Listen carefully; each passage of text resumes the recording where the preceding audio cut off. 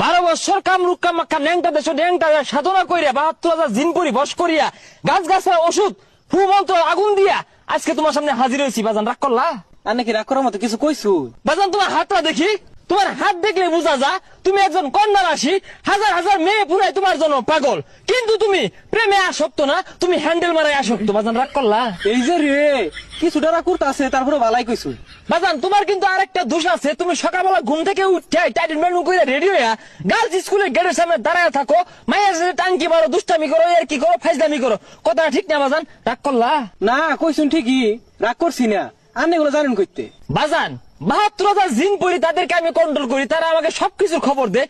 তোমার সমস্ত কুকর্মের কথা আমি জানি। আনের জিনপুরি রে কইন গার্লস স্কুল আমার বাড়ির সামনে আনা লেগা আমার যাইতে কষ্ট। রাগ করলাই?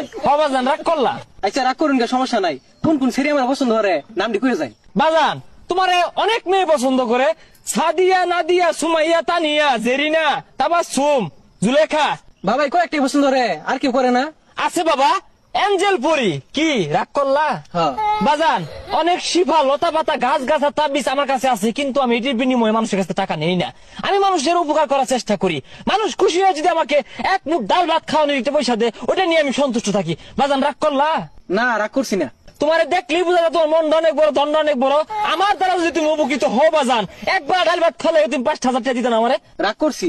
আচ্ছা কি দিয়ে খাইন? এক বেলা খাইলে 5,000 টাকা লাগে? আমার ভিতরে যে কারিশমা আছে বাবা, তুমি আমারে চিনতে পারো নাই।